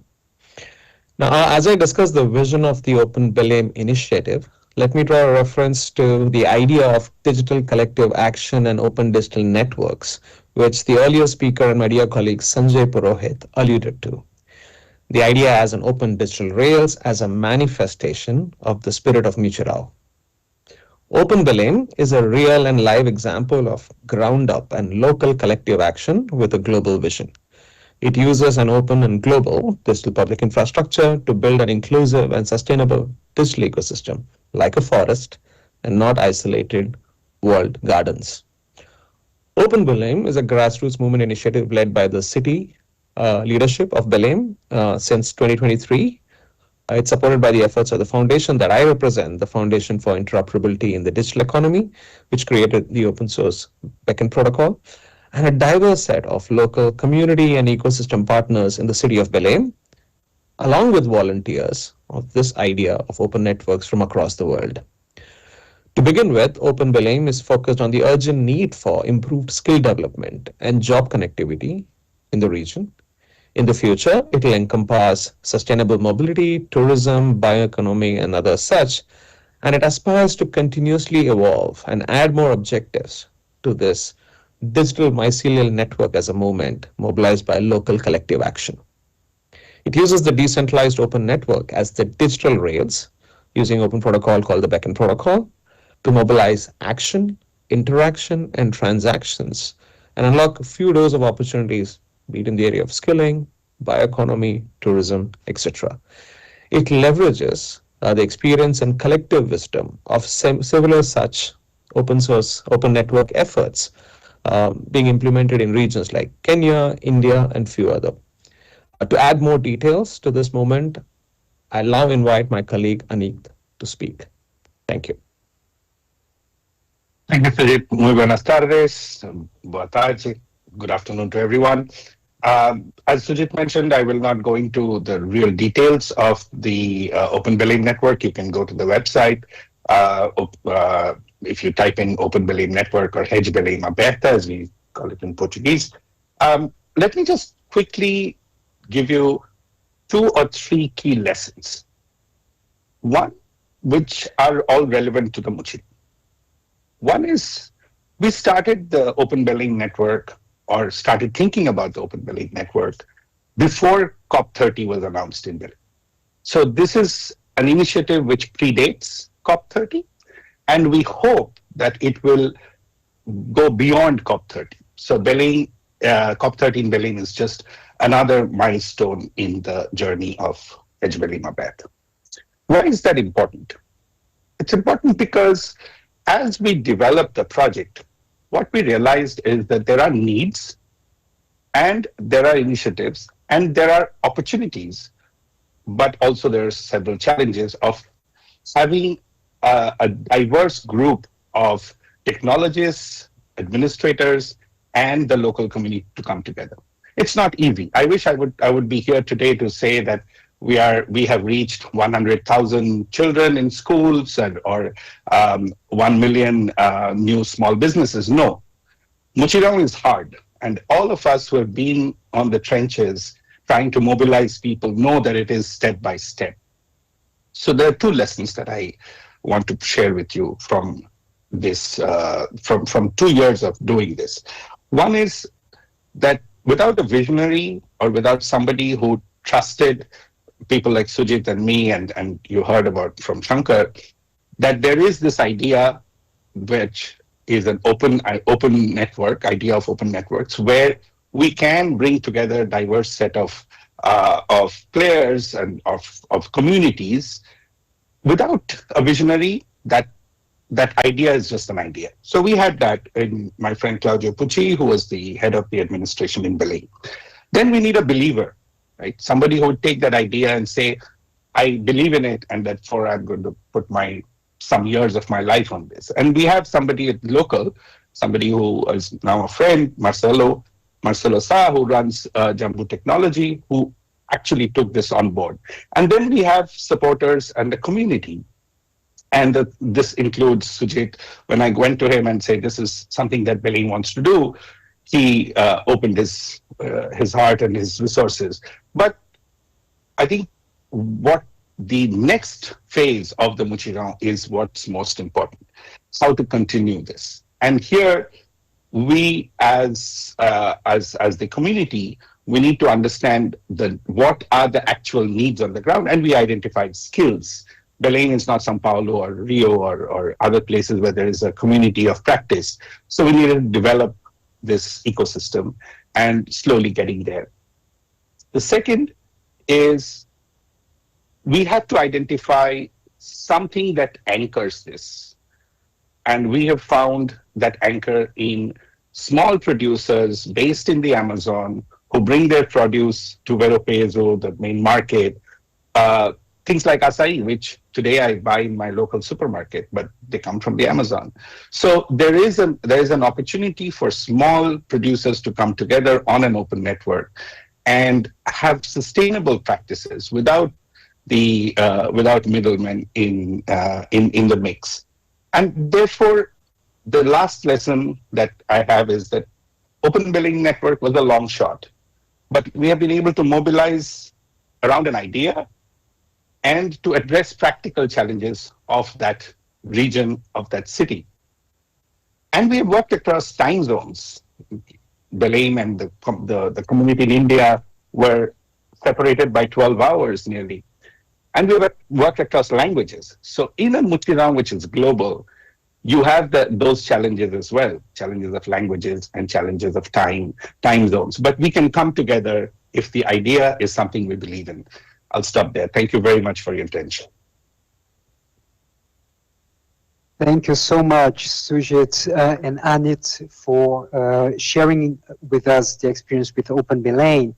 And I believe that what we had here is a very clear notion that the global framework for the Muchirão cannot be something that relates to a centralized platform, but rather a constellation of actors and stakeholders and intermediaries that come together in a Muchirão to integrate local action and global movement. And more importantly, as we face the urgency, the climate urgency before us, we can take inspiration on the planet, on nature, and on ecosystems.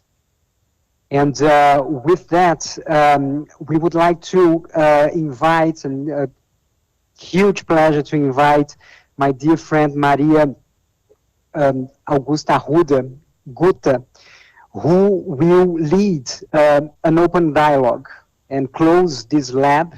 And we believe that we had a lot of food for thought, a lot of co-creation. And now, Gutta, please come to lead this open dialogue on sharing and co-creating our future together.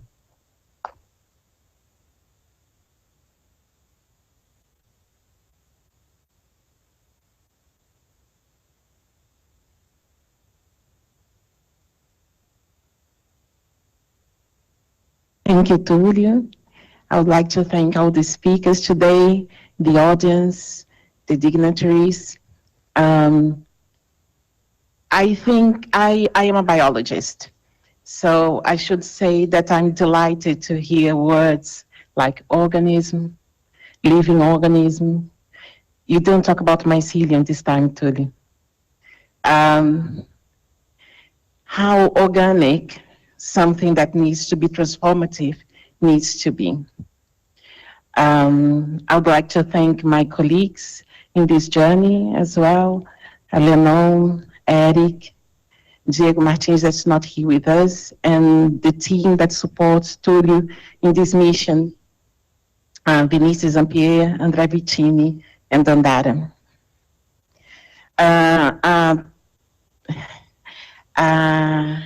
President of a very big nation once said, it's the economy, and then said something that I'm not going to repeat here. And I would say, it's the people. And to have this collective force for good here is about the people, like our colleague from Open Belém has just said. Tulio said that I'm the director of the Brazilian National Biosciences Laboratory at the National Center for Research in Energy Materials. That is one of the most advanced research science infrastructures in Latin America. And this journey promoted within me an epistemic revolution, I would say. One of the big problems about scientists is that we want to be very correct and right about everything. And even if you're not really sure, we are going to say we're really sure. I think that the Mutirão connects us to the traditional knowledge, the collective wisdom to promote change in a way that was not seen before in a global scale. So I think it's my job to just summarize a little bit of what we discussed today. So as we are dealing with the devastating and long-lasting effects of climate change, we're actually reaping the intersectional failures of our past. Therefore, climate action requires a transboundary, intergenerational, and transdisciplinary strategy. We need paradigm shifts. We need to foster equitable relationships. We need responsible research, innovation, and finance to sort out this dreadful crisis. Mutirão is a homecoming. It beautifully connects with another word from across the Atlantic, Ubuntu. I am because you are. I would dare to say that Mutirão is Ubuntu in action. It's Ubuntu running.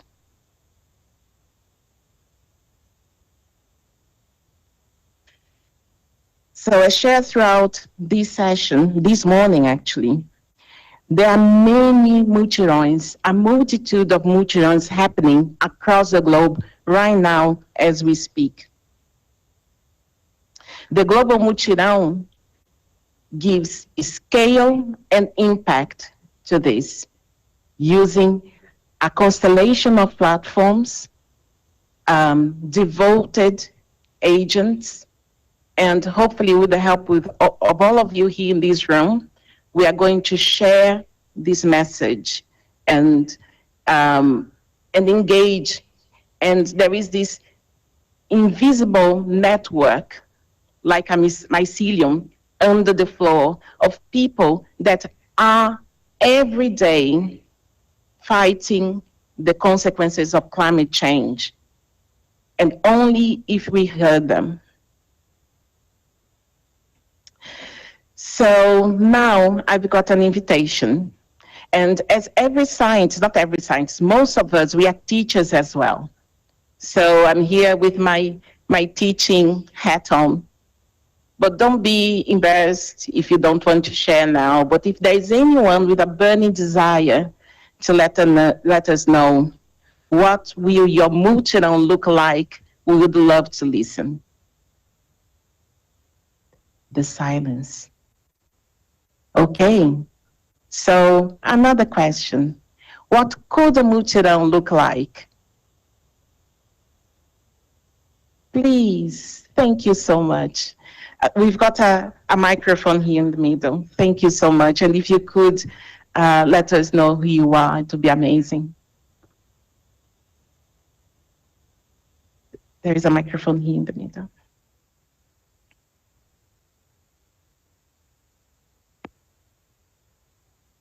Good afternoon. I bring tidings of great joy to let you know that the concept, the ideas that you've been promoting for the entire morning, they are alive and well in an organization in which I work. I represent an IGO, an intergovernmental organization supported by 17 Caribbean countries. And we have been able, over the last couple of years, to merge the big three Rio conventions, UNCCD, UNFCCC, and the CBD. And we have been able to use grassroots support to come up with a climate finance mechanism to support the just transition of agriculture in SIDS. And I think all the examples we heard this morning are just embodiments of this theme for this week, which is about action and implementation. What we are talking about here is greater ambition and even faster implementation. And the way you get that done is using the platforms that we have all heard about from the 9 presenters and from the COP presidency. So I'm telling you that this is not something you have to sell. That mycelium is running under the floor. And as a scientist myself, I can tell you that there's sporulation centers all over the place. So it's not only mycelium, it's sporulated mycelium, and we're going to have an explosion of the fruits of this morning's conference. Thank you. Thank you so much. Thank you so much for your example, and I would love to talk more to you about that. Oh, another one. Thank you. Yes. Well, primero, muchas gracias to the UNFCCC and COP30 Presidency for convening this open dialogue, and my best wishes, mis mejores deseos para un exitoso Climate Week aquí en Panamá. Mi nombre es Natalia Vega Tracy, soy la directora ejecutiva the Executive Director of the Earth Public Information. People who are not part of the solution are part of the problem. We heard this morning. So we just heard that today, and the urgency called us to rethink what we haven't done so far. So it's vital and part of our mission that we provide education and literacy to the people around the world so they can learn, act, and participate in the solutions. There is no other way to implement solutions on the ground if we don't have the people backing up those solutions. We are champions in creating here right now what the future looks like. This can allow for faster implementation and facilitation for governments and for institutions like we all belong and participate. The world is watching for the delivery and implementation. So let's be ambitious to face a new decade of climate action. So thank you so much for all your information here, and looking forward to join a global multirao. Thank you. Thank you so much. And we've got time for a third one. Please do. Okay. Introduce yourself, please. Hello, good morning. My name is Lucas. I am a scientist and scholar from Metropolitan University of Barranquilla. I'm Brazilian though, and I want to share a little bit not only about what I think that is a mutirão from my Brazilian roots and my Colombian experience since I've been living in Colombia for over a year, but I want to share a little bit about my work. I'm here with my team of brilliant scientists, and we are aiming to understand how to build resilience in Latin America, because we believe that resilience is not only a mechanism, but it's attached to the territory. One of the most powerful things I've heard today is that the body is territory, but the territory is also a body, because there is no difference between what is the human and what is the place humans live. I mean, we are all the same system. And I think that mutirões, and the most important thing about this communitary work is that we need to promote the epistemic revolution, like you pleasantly said. We need to start to question what are the absolute truths, because my absolute truth as a Brazilian, as a young scientist, is completely different from any other absolute truths. And I quote here Amartya Sen citing what is social justice, and he says that social justice providing the means for each individual to live their lives as they wish to live. And I believe that we are not anymore looking for what are the things that we need to do and what are the capacities to fill the empty words that we heard so much in here. It's not about what are the capacities, but what are how to promote this plurality of truths, this plurality of voices, because it took us 2,000 years to start thinking that the nature also is an actor in promoting this territory. But we are talking about the Western globalized civilization. We have so much ancestral knowledge that refutes this epistemic idea of universal truth, and we, for so long, it couldn't guarantee that these other views of the world could contribute to what we call development. So yes.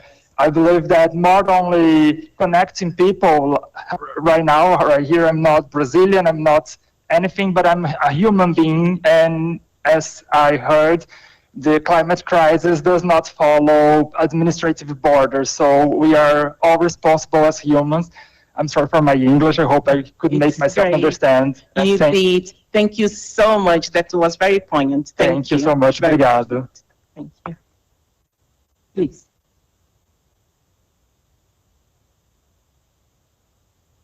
Thank you. My name is Marco Cabral. I work in the Brazilian Foreign Ministry. I would like to talk about a diplomatic mutirão of tropical forest developing countries. Back in the Amazon Summit in August 2023, we launched, together with partners, a group of tropical forest developing countries, which has grown since. We're now 19 tropical forest developing countries, all the Amazon countries, plus here in Central America, Guatemala, and then moving to North America, Mexico. In the Caribbean, we have Cuba and St. Vincent and the Grenadines. In Africa, we are Ghana, the Republic of Congo, the Democratic Republic of the Congo. In the Indian Ocean, we have Sri Lanka. And then already in Southeast Asia, Indonesia and Malaysia. In Oceania, Papua New Guinea. We cover over 60% of all tropical forests in the world. And these countries have been meeting since the last meeting we had a few weeks ago in New York on the margins of the UN Forum on Forests. We have, since last year, joined the global multilateral commitment to halt and reverse deforestation and forest degradation by 2030. And we've been discussing this very seriously, and we want to arrive in Belém with some very clear view of how to get there and how we can work together with the international community more broadly to achieve this goal, which we think is very important for a common effort to address climate change. Thank you.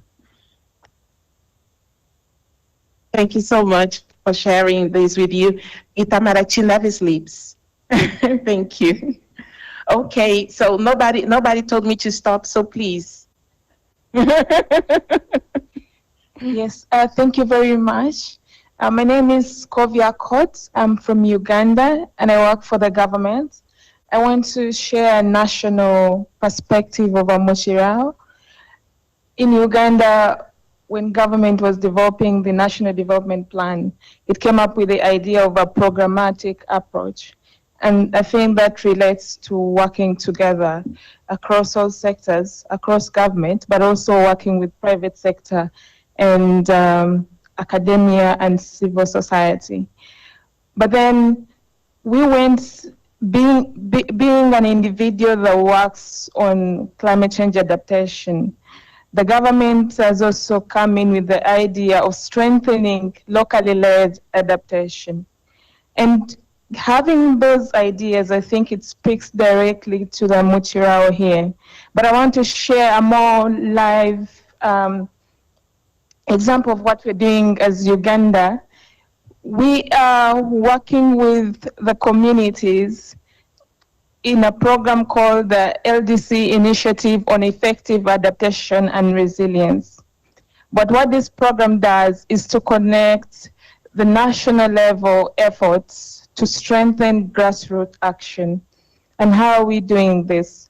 We designed what we call the devolved climate financing mechanism with an all of government approach, whole of society approach. We brought together staff from the government institutions, you name it, the Ministry of Finance, the Ministry of Local Governments, the Ministry of Water and Environment, where I come from, the academia, the civil society, and representatives from the district local governments to design an approach of getting financing or financing that we receive from the national level to the grassroots level for effective climate action. And we're not just doing it for ourselves at the national level. We had to go to the level of working, not just consulting, but working with the local communities, the local institutions to be able to define what kind of climate investments they would like to see. And that is what we're delivering at the grassroots level, together with the communities, working with the local institutions, and giving complementary support as national institutions. And that is an example I wanted to bring here. Thank you. Thank you so much. It seems that I don't have time anymore, but you raise your hand. So if it's very quick, please. Oh. Thank you very much. I'm Her Royal Highness Princess Abzejigma from Burkina Faso and co-chair of the Paris Committee on Capacity Building. And it's really overwhelming for me that you quote. You don't know how much I'm so emotional. You know, you are from where we are now. And hearing you saying the Muchiron is the Ubuntu in action is truly this. And Alejandro, I have to run to a bilateral, but he said, you have so much to say that you need to actually raise the point. Together with Alejandro, we have raised a coalition, the Burkindi and Mochiron Coalition on Capacity Building. Roughly, what means Burkindi? The Burkindi is integrity, putting respect at the core.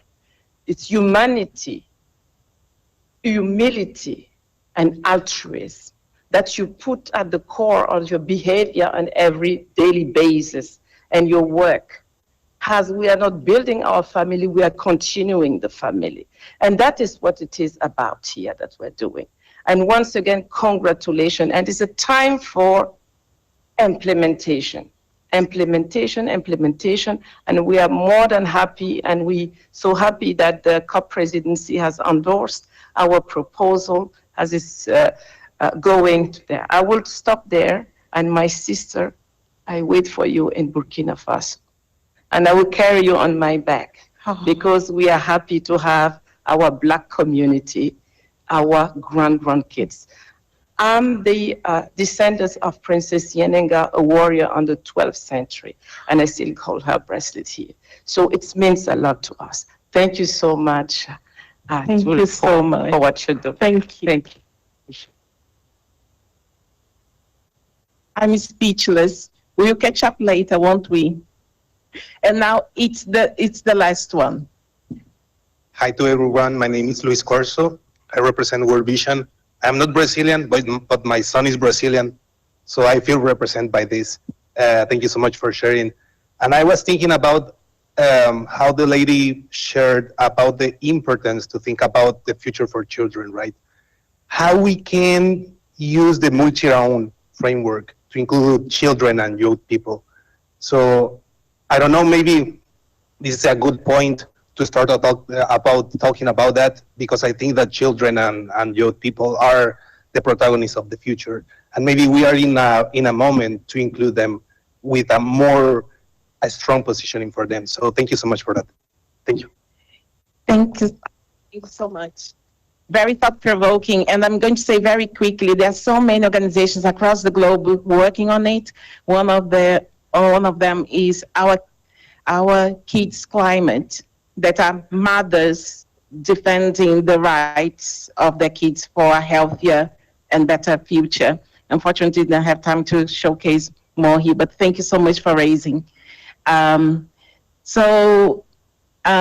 If you can see me, I'm a Black woman from Brazil. I'm the descendant of enslaved people taken by force, the big crossing. I am here with you because I'm the product of many multirões. And you are here now for a treat because we've got our COP30 Presidency Young Climate Champion Extraordinary, Marcele Oliveira, that is going to close this session. And she epitomizes our ancestors' wildest dreams. Thank you so much, Marcele. The floor is yours.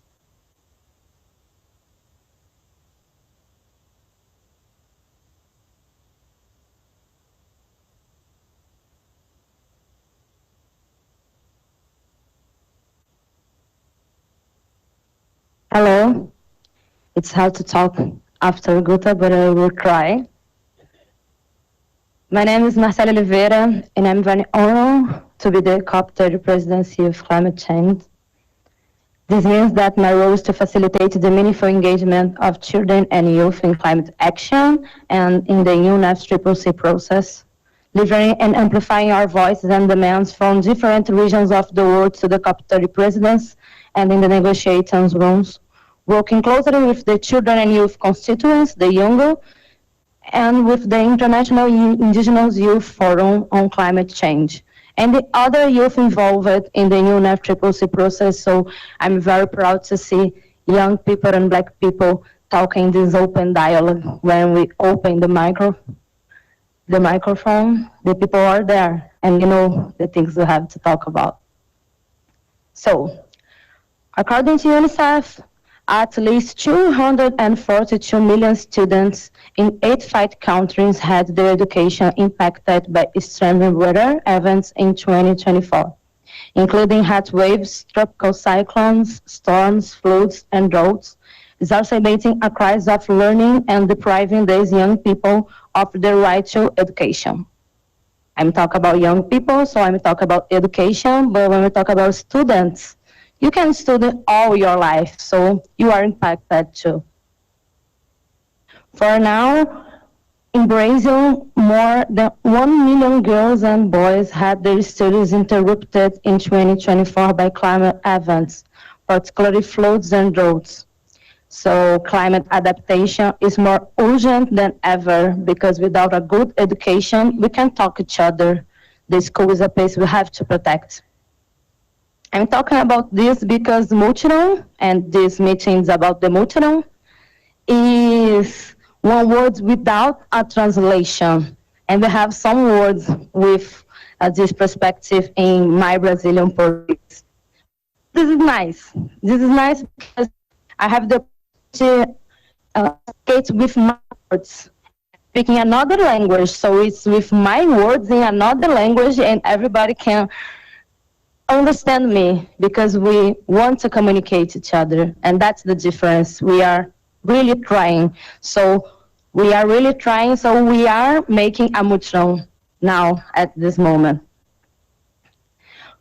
If you close your eyes and think about your territory, you will probably be able to remember about collective actions happen there. So the goal of the mutirão is minimize the impacts of the climate change. And the Global South is organizing collective action because we need to find a way to scale up quickly and have an immediate impact.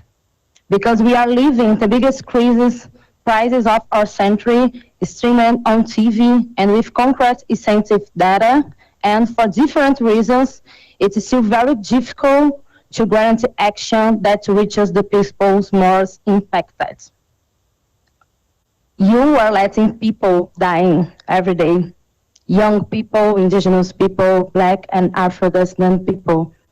And I say you because I'm talking in the young and youth perspective. So we are not in the position about decision makers, so we are dying. The global climate change mutirão needs to impact the way we think because it's not the answer in itself, but it's a new proposal for building a path that recognizes the climate action that already exists and that needs to be driving forward. It's not about creating anything new. It's about recognizing the ancestral intelligence about protected environment that already exists and bringing it a global goal. These are implementation agenda to build a culture of cooperation. A COP30 in Brazil, a COP30 in the Amazon, a COP30 in the Latin America, a COP30 where we need to engage the perception of the impact of the decisions in the negotiations. That decisions impacts diverse territories, diverse peoples, diverse cultures, and that cultures has to be protected. The mutirão is for everyone, Antonio said that to me all the days. But we need to talk about examples, and with that open dialogue, we heard about some examples for different parts of the world. So it's not difficult, it's easy. It's the only possible to reinvent and be considering the indigenous, Quilombola, Riverside, extractivists, people of Afro-descendants, peripheral, and historically marginalized communities, because they have the answer. We are the answer for the climate change because we are facing with different mutirões around the world and around our house, around our priorities. For that people, especially the children and young people who are outside of decision-making space, that this collective effort needs to be a commitment and needs to be successful. It's our only chance. We don't have time, and we also have good proposals. So if you listen, you will know. It's not just about respecting the Amazon. It's about respecting our worldview. It's not just about stopping the emissions. It's understanding to the economic gravity that the lack of consensus leads us to. I want to dream with my future, and for that we need to do something different. And we don't want to talk about the end of the world. We want to talk about the urgency of respecting it. We need a mutirão. We need to act and recognize the people who are acting, we are taking action in their territories. With a collective action from local to global, we will move the world with nature and culture-based solutions. That's the answer. And with the youth leaders around the world, I have this perspective for the COP30. We are the answer. We know the things is necessary to do now, and the mutirão is a call to action. Maybe the first call to action when the youth people can be protagonized. Thank you, and congratulations COP30 presidents for that.